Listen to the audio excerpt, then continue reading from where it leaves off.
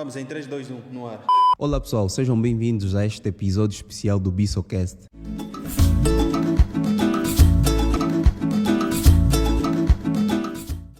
Hoje nós temos aqui um convidado especial, o Pedro, ele que trabalha com agronegócio em Angola, e ele vai nos falar de um tema que eu acho bastante interessante e acho que vocês também vão achar interessante, que é o problema da segurança alimentar em Angola. Então, como vocês sabem, nós já publicamos algumas enquetes sobre esse tema e hoje trouxemos aqui especificamente o Pedro para abordar esse assunto. Ele que vai tratar do assunto de uma forma mais abrangente. E espero que vocês estejam aí e curtam a nossa conversa. Pedro, bem-vindo, mano. Olha, Elias, obrigado por me convidar, ou seja, convidar a mim. E também agradeço à equipa toda do Bisso, né? O pessoal que... Não, o prazer é todo nosso, mano. O pessoal que preparou todo o cenário. Não é fácil, estamos aqui e para tratar de um tema, posso-se dizer, fulcral, muito importante para nós analisarmos aquilo que é a vida socioeconômica do país. Né? Hoje não queremos pensar muito em questões assim políticas sobre o time tal, não. Eu acho que as pessoas numa nação são mais importantes, né, do que qualquer outra coisa. Então nós estamos aqui para tratar da segurança alimentar. Principalmente numa nação que é bastante fértil, mas com pessoas a morrer de fome, né? Já agora eu quero aproveitar esse gancho aqui para te perguntar duas coisas. Pedro, quando nós falamos de segurança alimentar no contexto angolano, primeiro, onde é que nós devemos começar a abordar esse tema e por que também da importância de abordarmos esse tema? Tá bem. Temos que pegar primeiro a questão da definição. Durante muitos anos, a segurança alimentar era definida pela capacidade, ou seja, a autossuficiência produtiva do país. Hoje, essa definição, posso assim dizer, é muito mais situada no homem, no cidadão, no indivíduo, certo, na sua capacidade de dispor do próprio alimento, de poder comprar, né? Estamos a falar do poder aquisitivo também, certo, da disponibilidade, da estabilidade também, que é a constância, ou seja, é aquilo que nós falamos que é o padrão, né? Ou seja, eu ter sempre no supermercado, na prateleira, aquilo que eu quero. Certo. Se eu como produto bio, então tenho sempre lá. Então, esses são algumas, assim, para não ir muito no cerne da questão, eu posso assim definir como isto. Ou seja, deixa-me ver se eu entendi. Quando se fala de segurança alimentar, está-se a falar simplesmente da capacidade de uma pessoa ter comida na mesa constantemente e a comida que ela quer, é isso? Sim, nós podemos também ver nesse ponto de vista que é o ponto de vista mais atual, pois muitos países, né, muitos estados ainda pensam naquela definição que saiu de uma cimeira, posso assim considerar, das Nações Unidas, na época de 70, que definia que é essa capacidade de autossuficiência. E nós sabemos que hoje em dia quase nenhum país é autossuficiente, sempre precisa do outro para completar aquilo que é a necessidade da sua população. Então, nesse quesito, hoje, preocupa-se mais com o próprio indivíduo. Por isso, nós temos vários níveis de classificação da própria insegurança. Por que eu digo insegurança? Porque a segurança é diretamente proporcional à insegurança, ou seja, se tivermos segurança, é porque não temos, se tivermos segurança é porque não há insegurança. Mas só que para atingir esse estágio significa que nós temos que eliminar todas essas nuances, quer dizer que o homem, a pessoa, deve ter tudo isso à disposição. Certo. Coisa que é quase impossível para um país como o nosso, de perto mais de 32, né? 32 milhões de habitantes. Milhões, né, de habitantes. Conseguir isso, porque vejamos, há um dado que saiu há pouco num jornal muito conhecido, acho que foi o Observador, e publicou que um relatório até 2021, mais de 1.600.000 pessoas né? Sobretudo só da parte do sul de Angola, foram analisados perto mais de 17 a 16 municípios, não é? do sul de Angola, que Certo. sofriam de insegurança alimentar severa. O que é isso? Tinham falta de tudo, ou seja, não tinham como. Então, isso também é um nível, mas também há níveis, né, como o que nós estamos a viver, ou seja, o que se vive também hoje na Europa. Certo. Nas prateleiras dos supermercados, alguns já têm falta de produtos. E em alguns países já estão a racionalizar, o que já estão a estocar, já estão a não disponibilizar como disponibilizavam antes. Né? E isso vai gerar um efeito cascata que nós chamamos de inflação, que é a procura, quando há muita procura, ou seja, muita demanda e pouca oferta. Certo. É isso que nós podemos analisar também, e Angola não fica também distante dessa situação. Certo. Tu falaste aqui, nós dissemos que o nosso tema era segurança alimentar, mas tu acabaste aqui por mencionar outro termo, que é a insegurança alimentar. Tu estás a dizer que na nossa realidade o que nós temos não é um cenário de segurança necessariamente, mas de insegurança alimentar. É verdade, nós não temos, apesar de e nos níveis mais piores possíveis, é isso? Nós ou no último nós nível? temos os 3 níveis, temos a leve, temos a moderada e temos a severa. Ou seja, no nosso país encontramos esses todos, porque nós sabemos que também a riqueza em Angola está drenada para um lado, enquanto outros não têm quase nada também. Isso tudo fruto de muitos anos de políticas, eu posso assim dizer, erradas, sobretudo no setor em que nós estamos aqui a tratar, que é o setor agrário, porque as políticas de base agrárias e as políticas de bases agrícolas não foram bem implementadas, né? Há artigos em vários jornais a falarem sobre os diversos programas, aqui fazer um paralelo do programa hoje existente, que é o carro-chefe do executivo, que é o PRODESE, né? Que é o programa que visa a estabilidade, basicamente a estabilidade, né? Em questão da produção? Da produção, também reduzir as importações. Nós sabemos que nós fomos durante muito tempo e até hoje somos um dos maiores importadores de quase tudo. E setor alimentar, nós estamos a falar cifras acima dos 2 mil milhões que nós gastávamos só a importar bens de primeira necessidade, que nós hoje chamamos de cesta básica. Cesta básica, né? sim, a famosa cesta básica. Então, nós não vivemos num clima que nós podemos dizer que não, Angola há muita produção, como muita gente tem alegado, não, há muita produção, não. Seria uma falácia isso? Não, até falácia não, eu acho que essa pessoa, primeiro, não está a ser verdadeira consigo mesmo, e é só ver a questão do PRODESE e do Angola Invest. Muita gente já não fala mais da Angola Invest, mas relatórios de várias consultoras, né, especializadas, estão disponíveis esses documentos, e vê-se que no papel era um projeto que até 2017 teríamos uma agricultura de escala, eu posso assim dizer, ou seja, uma agricultura voltada ao mercado. Certo. Mas infelizmente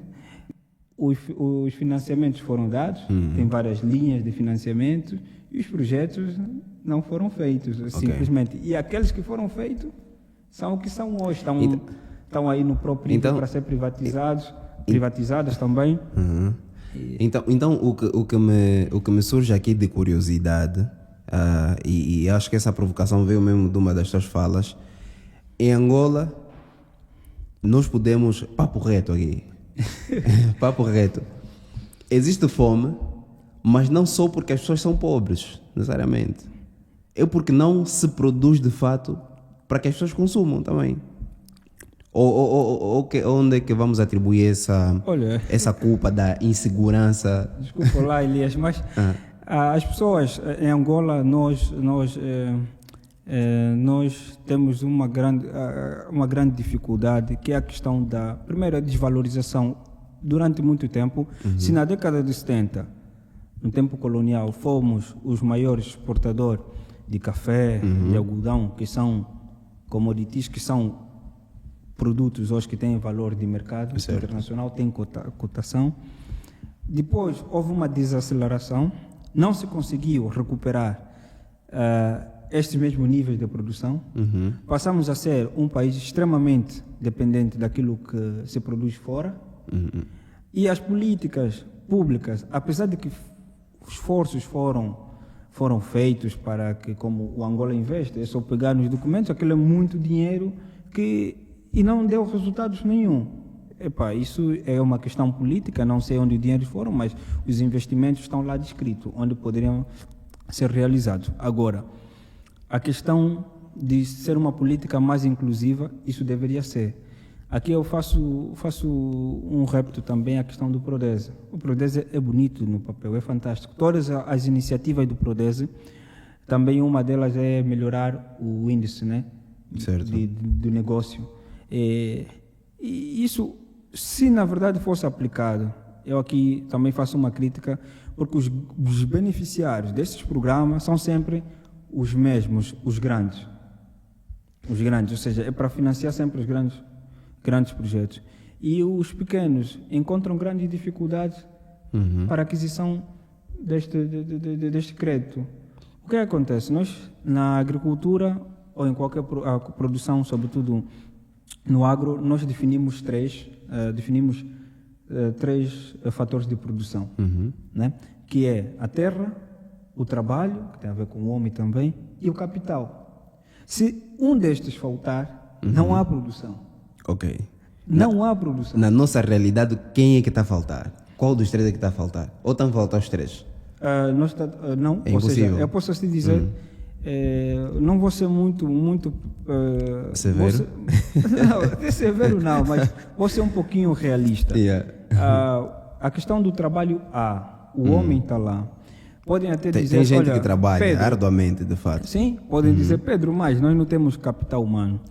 Eu posso dizer, para questões agrícolas, nós temos as escolas agrárias, certo, que são os polos que formam técnicos agrícolas capacitados para minimamente gerir uma propriedade rural. Certo. Ou seja, ele tem a técnica ali.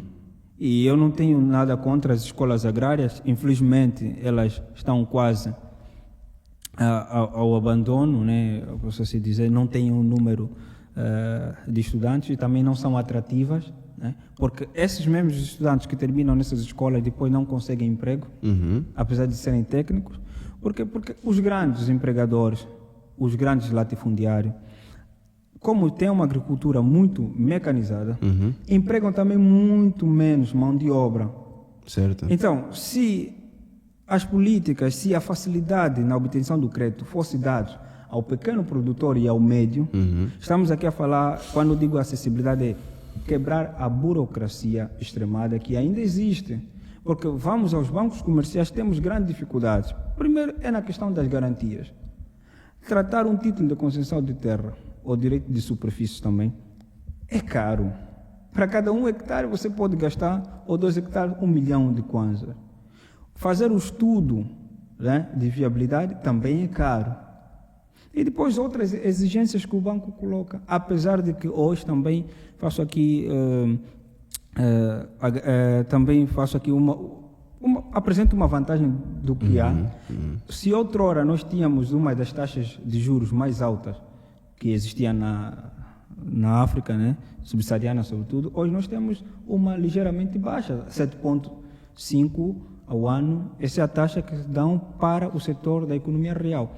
E é fantástico, mas não há capacidade. Vamos supor, Elias, que tenha ali 4 hectares e a tua avó que deixou e tudo mais, você não tem capacidade de pedir um crédito de 30 milhões de kwanzas. Certo. Mas, Pedro, antes de entrarmos aqui, acho que essa é já uma parte da conversa mais técnica e que realmente as pessoas que estão interessadas em entender mais profundamente sobre essa questão do investimento e de como funciona todo esse setor da agropecuário e não só, estariam interessadas. Mas eu quero entender uma coisa. Ainda estamos aqui a nos focar na questão da problemática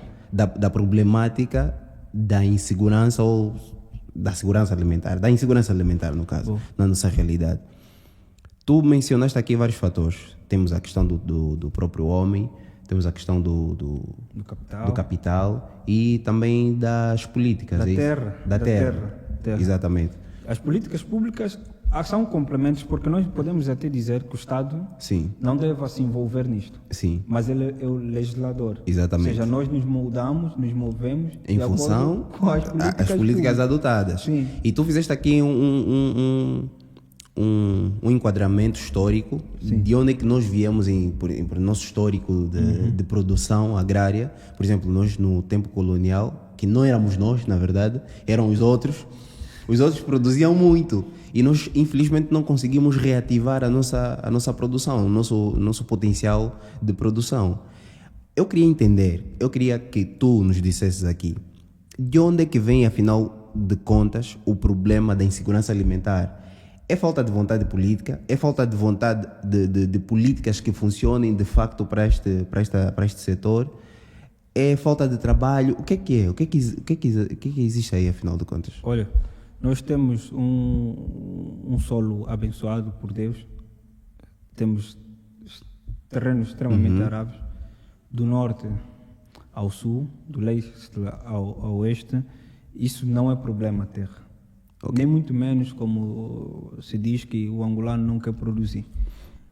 Se Luanda hoje tem perto mais de 10 milhões de habitantes, é por causa da questão que nós todos sabemos. O êxodo rural foi resultado de quê? Da guerra e de políticas que não favoreceram o campo. Porque tu não vais me pôr neste momento lá nos municípios do interior de Malange ou de Bié, porque eu devo lá estar, se lá não há serviços. Exato. Então também isso contribuiu. Agora, a questão, eu posso te dizer que não é propriamente vontade, falta de vontade. Sempre, isso tem artigos de pessoas que são os gurus do agro, e o que nós passamos, sempre tenho dito, o que a Angola vive hoje, outros países também já viveram. E para mudar o cenário, foram políticas agrárias e agrícolas. Foram essas políticas que mudaram o cenário. Para que o Brasil hoje se tornasse isso, foi preciso um processo severo. A partir da década de 70, eles começaram a olhar nessa problemática. Não basta ser uma política centralizada, não, mas é uma política pautada e olhando para o homem que trabalha no campo. Certo. Nós temos grandes dificuldades nesse sentido. E como consequência, não há produção. Certo. Você não tem dinheiro. Há um desincentivo constante a quem trabalha com o campo e quem trabalha no campo. O homem que trabalha no campo hoje em dia em Angola é o homem que vive a maior penúria. É o homem que vive a maior penúria. Não há basicamente direitos de trabalho para os homens que trabalham no campo. Você vê que a maior parte dos sindicatos que hoje nós vimos na TV são sempre os mesmos. Certo. Nunca viste os trabalhadores do agro. Não. Vemos sindicatos da educação, da saúde, não vemos sindicatos da agricultura ou alguma coisa assim. Não. Deste setor. Políticas estão muito centralizadas. Certo. Tudo primeiro para o governo central e depois ao ministério, e desse ministério aos seus institutos, né? Que eu digo que são os institutos que passam todos os anos a distribuir semente e fertilizante aos camponeses. É simplesmente que fazem isso, porque a assistência técnica, no verdadeiro sentido, o que se faz em muitos países, mesmo até alguns nossos vizinhos, como a Zâmbia, nós nem chegamos nesse ponto, porque há um completo, apesar das políticas públicas serem bonitas no papel, para garantir a estabilidade, né? Não são efetivas. Em poucas palavras, não são efetivas, porque entre pelo interior de Angola e vê como é que as propriedades rurais são organizadas. Não tem áreas de apoio. Nós ainda não conseguimos definir, ou seja, na agricultura nós também chamamos que é a eficiência da produção. Nós não sabemos se em 1 hectare de cultivo de tomate, qual é o valor padrão. Certo. Nós não trabalhamos com métrica, nós trabalhamos de uma maneira empírica. A culpa não é do produtor, daquela senhora que trabalha lá no campo, daquele rapaz. Não é do fazendeiro, necessariamente. Sim, é por causa da falta da técnica. Certo. Esses homens, os estudantes dos institutos agrários, deveriam ser capacitados. Mas, para prestar esse serviço. certo. Ok, estamos aqui a nos focar na questão do problema da falta de capacitação das pessoas que trabalham no campo, da falta de incentivos Sim. de todos os níveis. Todos os Por níveis. exemplo, é muito difícil ver um camponês comum conseguir uma máquina para trabalhar a terra dele. Não conseguem. Qualquer máquina que seja. Não consegue. Primeiro, Desde a mais simples até a mais há uma sofisticada. Ou seja, desvalorização. até hoje em dia, me corrija se eu estiver errado, há camponeses que ainda trabalham num sistema completamente rudimentar. Arcaicos, chama-se assim em poucas palavras. Arcaicos. Nós não saímos disso Certo. porque, para além de as pessoas ficam a falar de trator, uma área familiar, né, que estamos a falar de até no máximo 4 hectares, não necessariamente deva ter, né, um trabalho mecanizado completamente. Sim. Deve ter um sistema mais manual, mas a primeira lavoura pode ser mecanizada. Existem os tratores públicos, eu posso assim dizer, que fazem esses trabalhos pagando por dia, mas muitos desses produtores também não têm essa acessibilidade por causa dos custos iniciais. Eu acho que a subvenção da agricultura, ou na agricultura, deveria começar neste ponto. As instituições deveriam aproximar mais do produtor, saber realmente as suas necessidades. Yeah. Isso poderia atrair com que novos players, com menos capital, pudessem entrar. Ok. Mas hoje em dia a nossa agricultura não atrai novos players por causa da falta de acessibilidade de recursos. Porque vamos supor, né, eu tenho na cidade, né, tenho algum estabelecimento, mas quero diversificar o meu core business. Eu tenho muita dificuldade de ir buscar o capital inicial que corresponde ao investimento inicial para que eu possa dar o passo. Claro. Eu preciso comprar os implementos agrícolas, eu preciso comprar os insumos e depois preciso comprar terra. Certo. Você vai para uma instituição bancária e te pedem que você deve ter já terra. E na maioria dos casos não te permitem que você ponha no teu projeto que vais comprar a terra com aquele dinheiro adquirido. Certo. Então, chega a ser um pouquinho, apesar de que hoje, também fazer aqui, a lei de terra já foi aprovada, foi melhorada. Ok. Foi melhorada. Mas A lei de concessão de terras ou... Não, a lei de terras, Geral. sobretudo para essa questão da agrícola, Ok. todos os títulos e tudo mais, hoje está um pouquinho mais flexível. Ou mas seja, estás a dizer que hoje em dia é muito mais fácil adquirir terra para produzir? É isso? eu posso assim dizer que sim, porque há uma lei que o Executivo aprovou, tão logo com o PRODES e tudo mais, que é a lei do investimento privado. As administrações municipais são depois de comprovar que este indivíduo deseja mesmo fazer o investimento, lhe é cedido a terra, né? E depois a questão documental formalizada ele fará posterior. Certo. Ou seja, nós sabemos que a terra é propriedade do Estado, né? Certo. Mas o Estado vai te ceder e depois a legalização é contigo. Ok. Até ali está tudo bem. Ok, nós entendemos a questão da problemática, que tem, obviamente, todos esses fatores envolvidos, desde as políticas, que não são atrativas para quem produz, Não. e um facto que é o mais importante, eu acho, que é, para se combater fome, é preciso produção, que haja produção, e é preciso que hajam pessoas a produzir. A questão que eu te coloco quem são essas pessoas que têm que produzir? São os nossos avós mesmo? São os grandes produtores? São as grandes corporações? São as grandes companhias? Quem são? É o governo? Quem que tem que produzir para nós driblarmos esse problema da insegurança alimentar? Olha, Elias, todos podemos produzir, né? Eu estou a falar isso, todos podemos produzir, porque nós temos um terreno bastante fértil e ainda estamos parecendo numa corrida ao ouro, né? Então, e a agricultura é o caminho, é o futuro, poderia ser o presente, infelizmente não é o presente, porque os grandes latifundiários, não sou contra eles, até por acaso, é um incentivo que haja vários e cria-se polos de desenvolvimento a sério, não somente os perímetros irrigados que já existem, mas que se cria fazendas como nos anos idos, né? A fazenda Punguandongo, a fazenda longa também, no quanto o Bango produzia arroz e tudo mais, que possam reativar e possa se criar mais dessas empresas rurais. Essas conseguem satisfazer a necessidade, possa-se dizer, nacional. Agora, os pequenos são bons porque eles conseguem, basicamente na cadeia, né? Certo. Na cadeia, eles conseguem responder com maior facilidade às mercearias, ou seja, às cantinas, certo, os mercados informais, eles conseguem responder com maior precisão.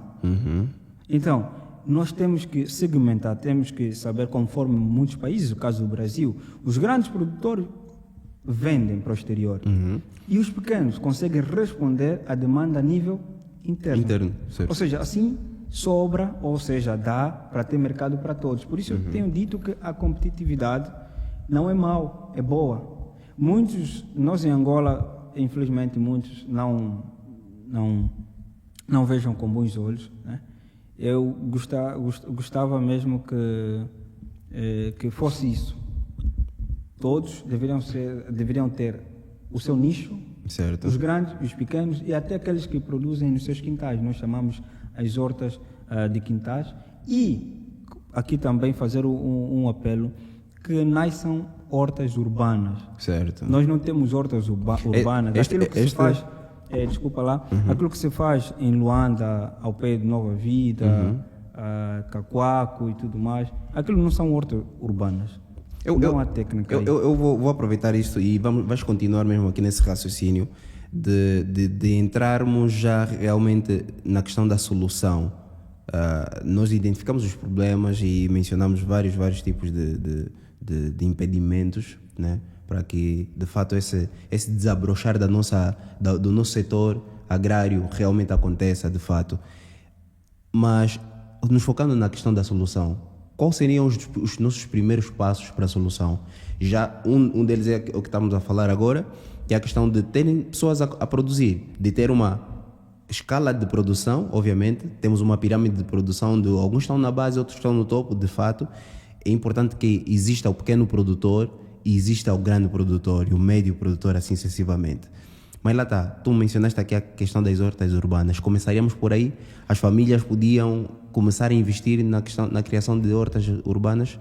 Olha, para uma questão de segurança alimentar, é imperioso que se invista naqueles talhões de terra, sobretudo no casco urbano e periurbano, que estão em terrenos assim, baldio. Certo. As administrações municipais deveriam criar condições, né? Isso já eu posso assim dizer que são subvenções na questão do abastecimento de água aquelas áreas, e lançar tipo uma espécie de concurso. Quem deseja explorar aquela área, lhe é dada uma licença e ele começa a explorar aquilo e ele consegue vender diretamente no seu bairro e tudo mais, e passa uma cota à própria administração. Ou seja, não servia só de consumo para a própria família, mas seria também inclusive para o mercado, sobretudo. Okay. Nós, a maior parte, eu vou dar o exemplo, isso nas províncias com maior número de população, como a Huila, a Benguela e Luanda, Sim. há sempre em todos os bairros, ou em quase em todos os bairros, há uma pracinha. Sim, que nós chamamos de pracinha, claro. um mini mercado.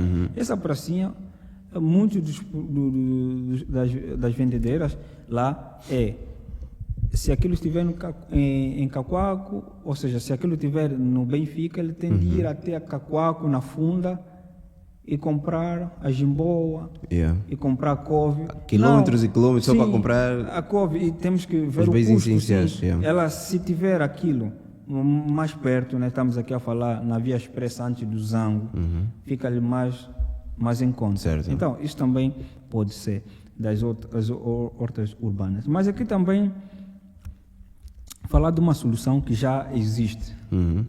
Qual é? Eu também, mas essa solução eu posso dizer que não é sustentável. Né?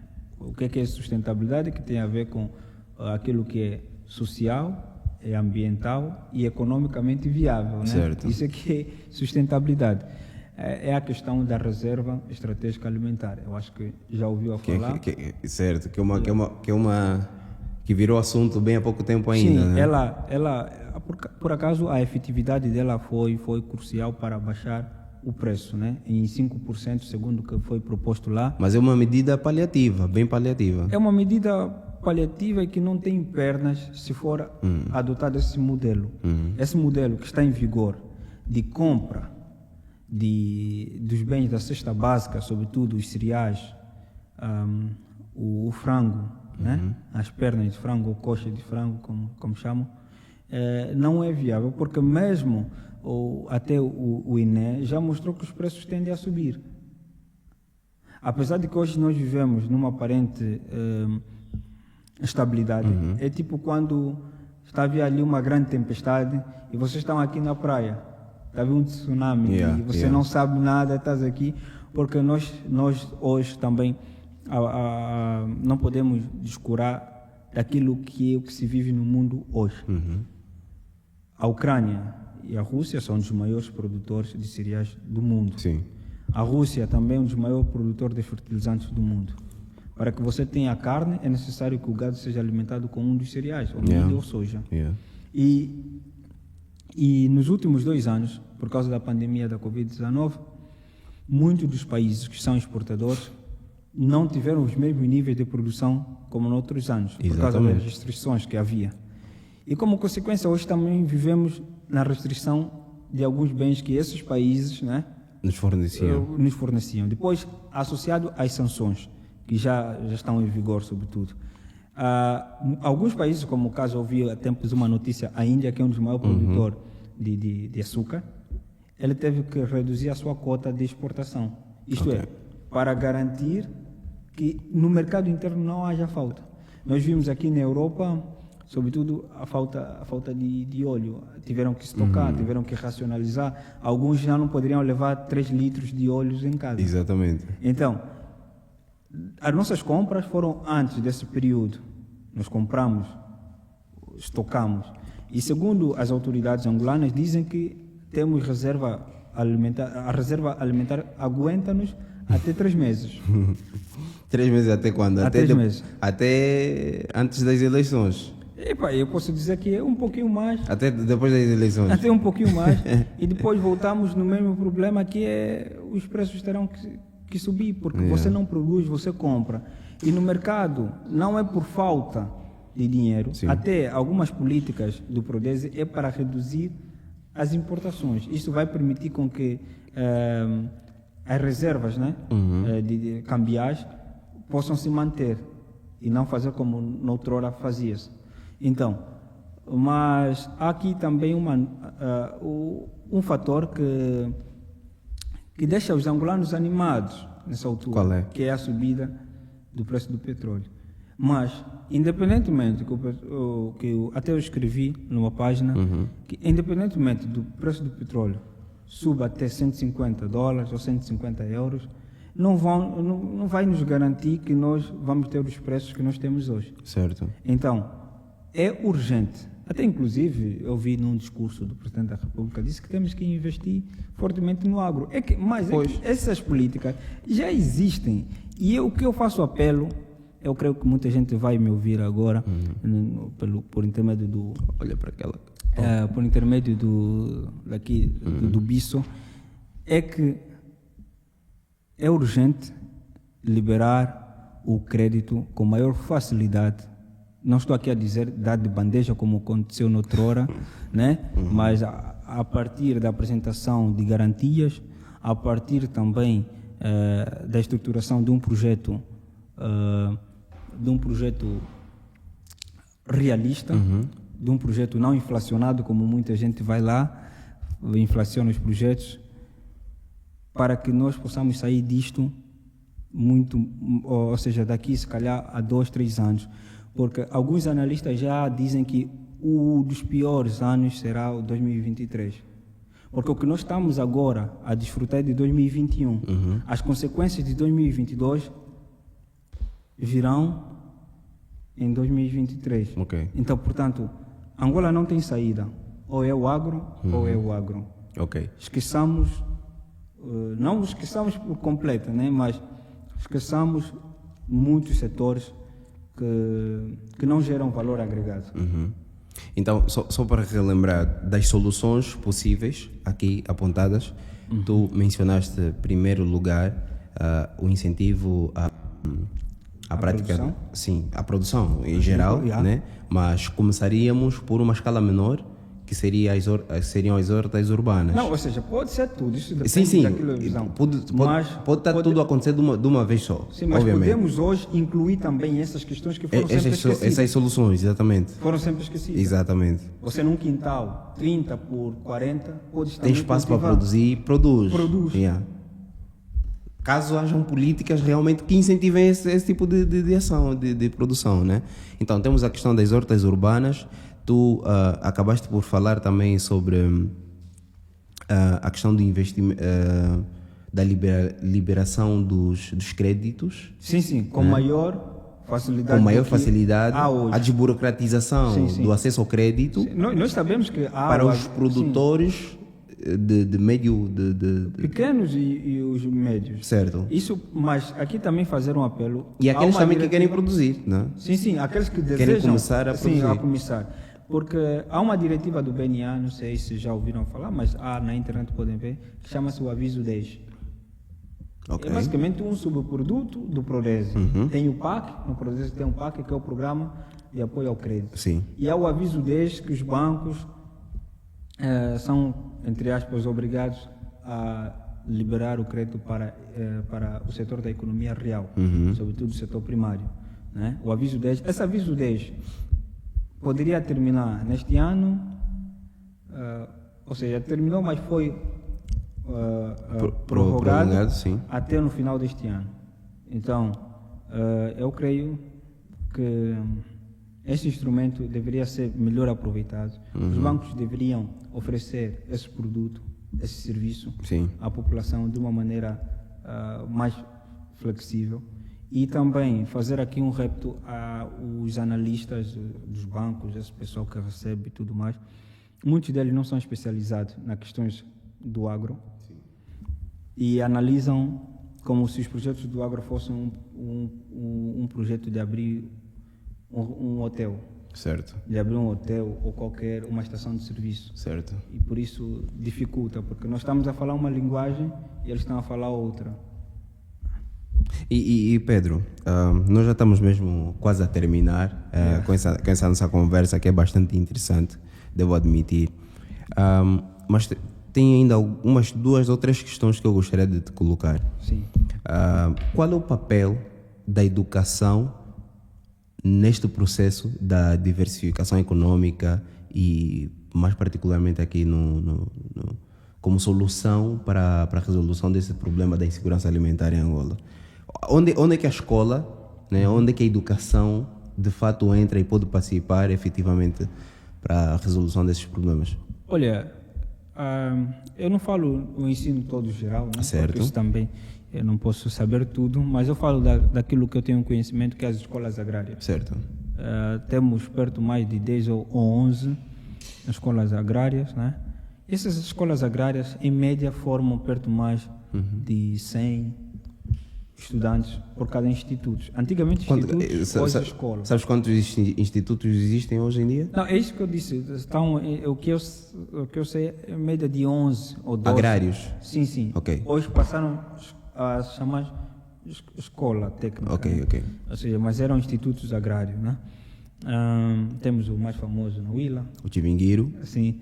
Temos também no Andulo, temos do Kwanza Norte Certo. também, de Malange, do Quechua. Tem no Quando Cubango? Tem? Também no Missombo, ok. onde há também o perímetro irrigado do Missombo. Aquela terra que não devia faltar, sinceramente. Assim, né? há no Negage. Yeah. E segundo informações também que eu vi, é que há construção, não sei se já terminou, no Namibe Cunene, e fizeram uma adaptação, mas é uma escola de base, acho que no Mochico, e em Benguela também criou-se um instituto parecido. Ok. Né? É mais ou menos que eu ouvi, né, até o momento, mas contudo as escolas agrárias representam aqui, eu posso assim dizer, uma ponte para a transferência de tecnologia. Certo. Ponto. pouco se fala de transferência de tecnologia. O que é? É a transferência de know-how, é a transferência de conhecimento, de técnica. Para onde? Para as comunidades? Para a agricultura, sobretudo comunitária. Okay. Porque nós falamos muito de, não, a cooperativa. Nós em Angola, aquilo não se chama cooperativa. Aquilo nem chegou a ser chamado, aquilo nem chegou ao nível de ser uma cooperativa. Aquilo é um grupo de pessoas que se reúnem ali e depois dizem que vamos cultivar. Ok. Estamos a falar da realidade das escolas agrárias e como elas podiam participar diretamente para a resolução desse problema da insegurança alimentar. Sim, a crítica relativamente às cooperativas não é de hoje. Há muita gente em Angola que faz muita crítica em relação às cooperativas agrícolas, que são a reunião basicamente o aglomerado de produtores da mesma localidade, né, que cultivam normalmente por orientação. Normalmente assim, juntam a produção e depois escoam para algum mercado. Então, essas cooperativas não funcionam como, eu posso assim dizer, empresas rurais, explorações agrícolas voltadas ao mercado, apesar de que elas fornecem o produto ao mercado. Por isso, nós temos um grande problema em Angola, que é a sazonalidade, que é o período de escassez de um determinado produto. Sim. Porque não há uma planificação, muitas nem têm caderno de campo, não é? Isso tudo, as escolas agrárias conseguem fornecer, sobretudo os alunos da 13ª classe, que é uma classe que foi acrescentada, no meu tempo não havia, por acaso, e eles têm mais tempo, porque eles vão ao estágio e eles também podem dar assistência técnica a essas mesmas propriedades, ou essas mesmas cooperativas e os produtores individuais. Certo. Tanto também podem ainda adquirir maior conhecimento indo para uma propriedade média e assim possam desenvolver. Isso eu estou aqui a falar não somente para a agricultura, mas estou a falar também para a pecuária, a piscinicultura e tantas outras, como também a questão da gestão agrária e ainda recursos florestais, né? Então, as escolas agrárias deveriam, neste momento, ter o mesmo destaque que o ITEL tem recebido, né? Estamos aqui a falar na aposta dos meios que os alunos teriam neste momento à disposição, para que possam melhorar, né? Desenvolver aquilo que são as suas capacidades, propor soluções. Estamos a falar de biofertilizantes. Exato. Propor soluções biotecnológicas, biogás, soluções também de defensivos, estamos a falar fitossanitários e outros implementos. Eles deveriam estar a fazer essas coisas. Você vai para uma escola agrária, não verifica isso. Ou seja, nessa altura, por exemplo, a realidade da fome em Angola é sem dúvidas objetiva, né? Todo mundo vê, não dá para esconder. Sim. Mas nós temos o caso particular do sul de Angola, que tem sofrido com as estiagens e tudo mais. Falar das escolas agrárias seria no sentido de pensarmos em como o know-how que vem da escola, aplicado localmente, poderia solucionar esse tipo de situações, não é? Isso? Olha, poderia solucionar muito e também poderia permitir a eficiência. Certo. O que é eficiência no uso da água, eficiência do uso dos espaços, não é? Porque não basta, há pessoas em Angola que têm 10 hectares e ele nem sabe aproveitar os 10 hectares. O que ele faz em 10 hectares, eu com técnica consigo produzir em 1 hectare. Significa o quê? Que não há racionalização no uso dos espaços, dos recursos. Era como construir uma casa de 5 quartos num terreno de 10 hectares. Ou assim. É um absurdo. O que se faz em Angola é um absurdo.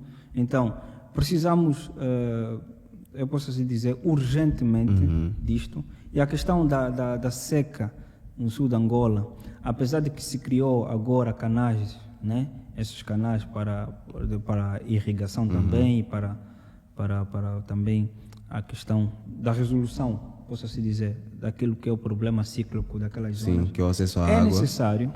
É necessário que haja um forte investimento para o surgimento, às margens desses canais, de uma agricultura, não que se tem praticado durante muitos anos, mas uma agricultura... Que tipo de agricultura é essa? Uma agricultura que eu estou aqui a propor, sustentável.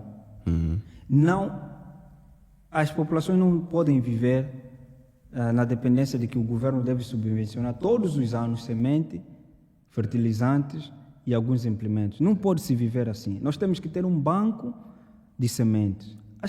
É imperativo que elas mesmas possam criar esse banco de sementes, possam todos os anos fazer um levantamento. Não existe isso hoje. Sim, não existem. Não, as propriedades nenhuma, se calhar poucas têm um banco de semente.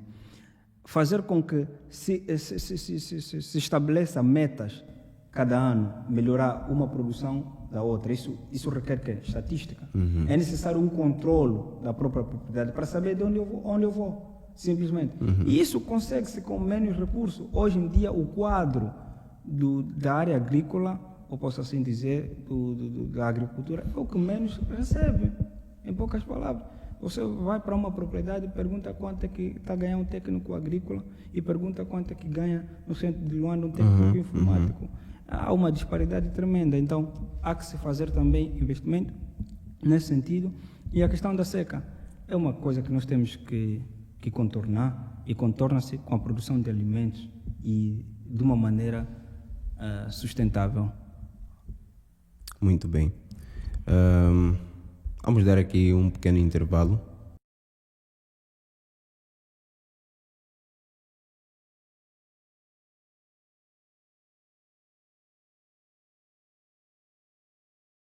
Então, Pedro, nós já estamos mesmo no final da conversa. Eu acho que foi uma conversa muito boa, mas eu queria que nós fizéssemos aqui um resumo da nossa situação, da realidade que nós vivemos e tudo mais, e até as soluções que nós inclusive mencionamos aqui.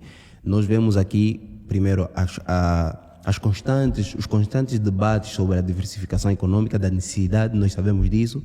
Temos o problema da fome, que causa a insegurança alimentar, que é uma realidade em Angola, principalmente no sul do país. Temos terras completamente aráveis, mas ainda assim nós importamos milho de fora, importamos bens essenciais que não deviam ser de forma nenhuma importados. E nesse quadro todo, nesse cenário todo, inclusive as políticas e de incentivo à produção nacional, nesse quadro todo, quais são as soluções de fato a médio, a curto, médio e longo prazo que nós devíamos adotar para nos vermos definitivamente livres dessa problemática?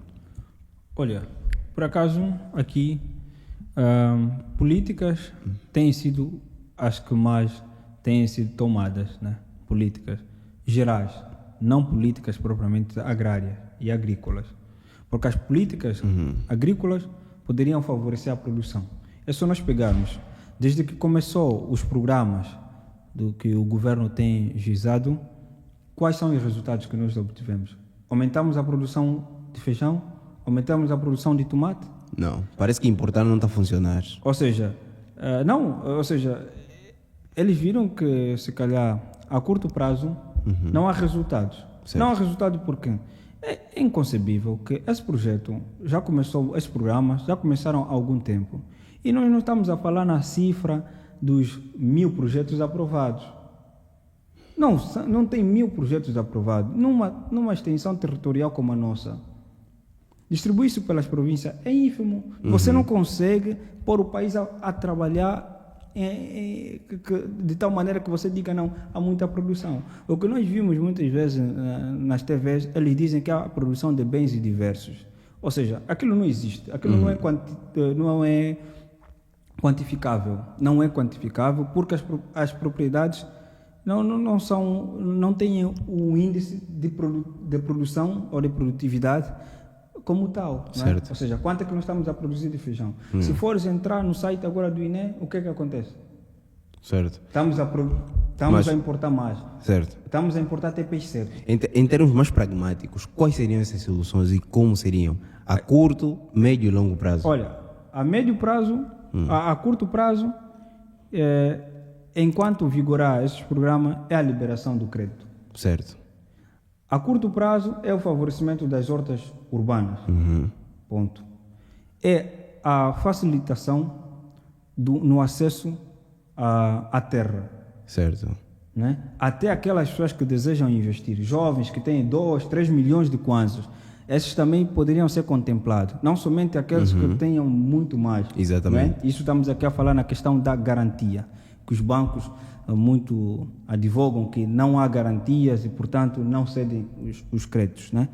E depois, a médio prazo, deve-se pensar na capacitação também da reestruturação da rede das escolas agrárias, torná-las funcionais, funcionais como tal. Não podem ser escolas semelhantes a uma escola, a um politécnico que está na cidade. As escolas agrárias têm as suas particularidades e essas particularidades devem se evidenciar. Se evidenciam como? A partir das comunidades que estão em sua volta, deve-se fazer a transferência da ação na comunidade, de tecnologia. Do conhecimento e tecnologia. Sim, isso é. A técnica não é mau, a técnica é boa, é que gera a produtividade. Certo. Porque quando te dizem, não, Angola tem um potencial de produção, potencialidade não é efetividade. Esse é o potencial. Então, exato. É isso. E depois, a longo prazo, temos que pensar na agricultura de mercado, temos que fortalecer, temos que atrair também aos investidores, temos que atrair aos players, né, da área de hotelarismo, que possam diversificar o seu core business, aqueles que investem na área petrolífera também possam diversificar o seu core business apostando em grandes explorações de milho, grande exploração também, produção leiteira. Certo. Nós temos grande dificuldade de leite. Produções que já existem, mas só precisam ser mesmo e mais incentivadas. Sim, mais incentivadas e também que possam aumentar em número. Exato. Né? E que se crie também, as províncias cada uma deve adotar aquilo que é a cultura-chefe, ou seja, aquilo, se a Kaala nos tempos idos era o maior produtor de milho, que possa voltar a ser o maior produtor de milho. Certo. Se o Bengo é hoje o maior produtor de banana, possa aumentar ainda as áreas de banana. Certo. E assim sucessivamente. Vamos ver, há muitos países, né, como em Portugal, o Alentejo tem os vinhos do Alentejo. Né? Outras áreas, como o caso na região de Castelo Branco, eles são os maiores produtores de cereja. É assim que se faz as coisas. E aquilo vai se criar renda. Certo. As pessoas vão para a universidade e isso também vai favorecer as universidades que possam surgir. Você entra para um curso e sabes onde vais trabalhar depois. Certo. Porque o carro-chefe daquela localidade daquela é o região. milho, Sim. é o feijão, é a batata doce, é a mandioca. E assim tornamos-nos especialistas, os produtores locais tornarem-se especialistas nessas produções. Sim, apesar de que existem ainda coisas, né? Nós estamos aqui, não é preciso, não se fala tudo, mas a pior são essas soluções em geral, certo. que eu acredito, e também que haja uma valorização dos quadros que já trabalham nesse setor, porque somos muito prejudicados. E dos jovens, inclusive da inclusão dos jovens nessa... Sim, porque, vejamos, as pessoas hoje preferem que dão voz neste setor. Dão voz aos juristas, aos economistas, mas poucos consultam as pessoas ligadas ao setor agrário. Né? Estamos a falar na gestão agrícola. Quem vai responder essas situações são sempre juristas, são sempre só economistas. É necessário que cada um no nosso país possa se posicionar naquilo em que é especializado. Isso vai gerar o quê? Vai gerar o conhecimento técnico, não um conhecimento empírico. Alguém que vai fazer as políticas agrárias é somente um jurista e não é consultado alguém que é ligado a esta área. Então, eu acho que também é isso. Eu acredito também que noutra oportunidade poderemos falar mais sobre a questão das políticas. Sem dúvidas, sim. Nós vamos tocar muito nesse ponto. E já agora, olha, espero que vocês tenham gostado. Nós teremos outros episódios assim parecidos a estes e espero que vocês estejam aí a nos acompanhar. Vamos falar de como os jovens também podem investir nesse setor, já que a nossa inserção neste mercado também é bastante importante. A nossa participação nesta diversificação econômica deve ser efetiva. Então teremos aqui novamente o Pedro e outros convidados mais a falarmos, já desenvolvemos esses temas. Espero que vocês tenham gostado. Não se esqueçam de partilhar o nosso vídeo, deixar nos comentários o que é que vocês acharam e deixar o like. E é isso. Bateu. Tamo juntos.